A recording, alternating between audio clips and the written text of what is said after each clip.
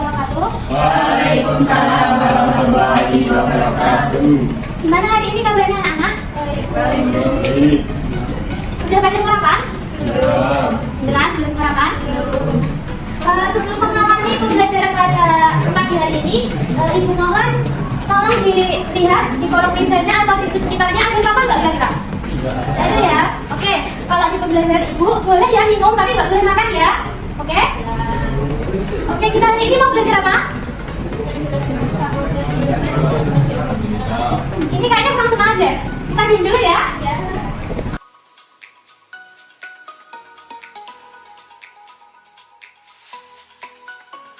Udah duduk sama teman-temannya masing-masing ya. Nanti kalau Ibu bilang kelas, tepuk tangan gini.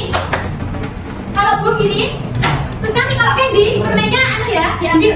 Tapi nanti cepet-cepetan gitu ya ambil permennya. Oke.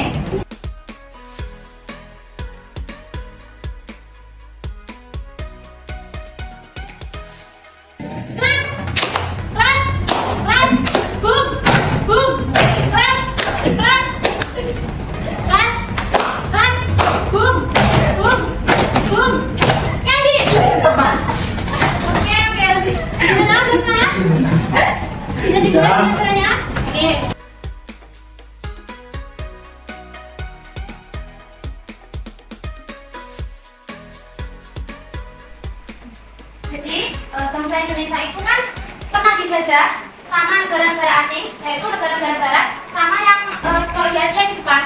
Yang pertama itu dijajah oleh negara Jepang, Portugis dulu ya, Portugis, kemudian Spanyol, Inggris, kemudian Belanda, dan yang terakhir Jepang. Oke. Nah, ada yang tahu bedanya imperialisme dan kolonialisme?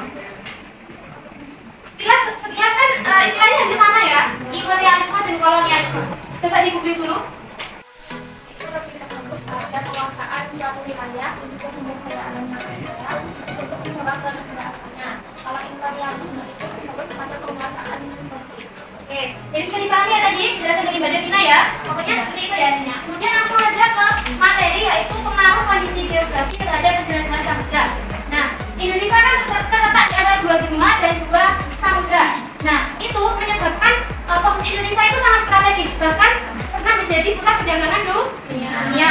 Nah, kemudian karena Indonesia itu juga termasuk wilayah tropis yang mengakibatkan di sini Indonesia itu untuk kayak tumbuhan-tumbuhan seperti rempah-rempah itu sangat mudah untuk didapatkan ya. Karena kan di sini kan konteksnya negara barat itu mencari rempah-rempah yang mana di sana adalah beda dengan kita.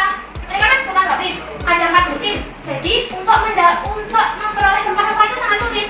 Kemudian, nah karena kondisi inilah mereka itu melakukan yang namanya penjelajahan samudra, yaitu untuk mencari yang namanya rempah-rempah. Faktor pendorong kedatangan bangsa barat ya. Jadi di sini Ibu tuliskan ada 3 poin. Poin pentingnya yaitu kekayaan alam rempah-rempah tadi ya. Jadi mereka datang ke sini itu untuk mencari rempah-rempah, yang mana rempah-rempah itu digunakan untuk menghangatkan badan, kemudian untuk obat dan yang sebagainya. Kemudian yang selanjutnya yaitu motivasi 3G ya. Yang pertama ada bom. Apa yang pertama? Bom. Yang kedua? Yang ketiga? Oke. Kalau gas itu dilihat dari arti bahasa Inggris adalah emas, yang mana bangsa barat itu pada hakikatnya mencari kekayaan. Apa yang namanya istilahnya mereka itu mencari keuntungan di negara kita. Kemudian yang ini maaf ya, ini balik harusnya glory dulu. Kalau glory itu mencari kejayaan. Kejayaan di sini yaitu mereka beranggapan bahwasanya mereka ketika akan menguasai wilayah Indonesia, maka mereka juga akan mendapatkan apa ya, kejayaan. Karena kan mereka akan mengambil keuntungan dari negara kita. Kemudian yang terakhir adalah gospel.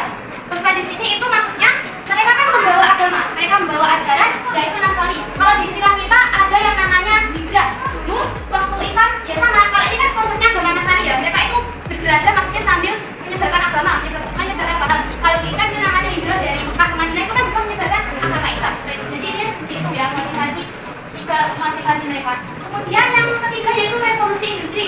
Di mana revolusi industri di sini bangsa barat itu lebih maju ya pemikirannya pada waktu itu dan sampai sekarang.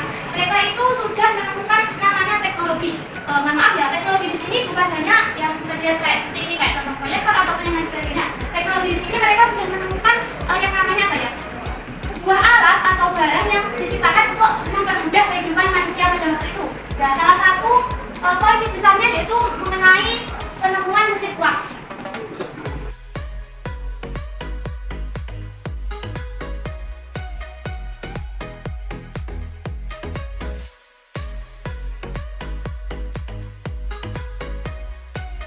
Jadi gimana tadi penjelasan dari Ibu? Ada yang ditanyakan? Atau masih bingung? Untuk memperkuat pemahaman kalian ya mengenai materi kita pada hari ini, Ibu mau nayangin video dulu ya. Ya.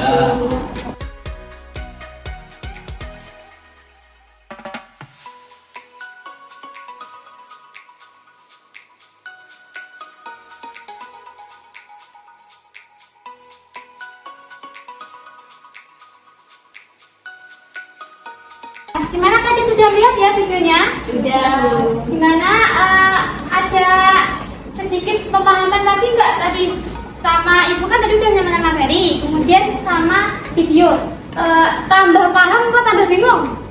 Paham. Ya, baik. Bentar.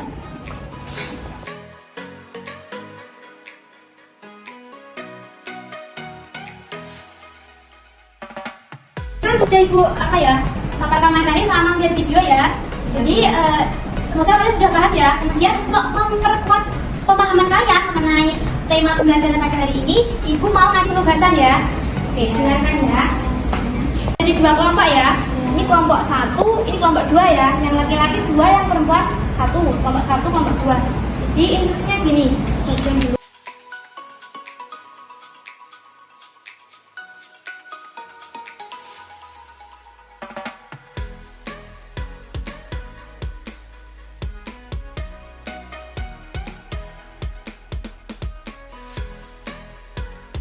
Semua ya? Ada yang ingin ditanyakan? Ya. Terkait bagaimana sebenarnya kan Indonesia itu sama-sama dengan negara Filipina, tapi kok kenapa mereka itu kok dibedakan dan harus berbeda? Nah itu karena ada dua perjanjian mas waktu itu. Yang pertama adalah perjanjian Saragosa dan yang kedua itu perjanjian Tordesillas, yang mana pada isi perjanjian itu membagi wilayah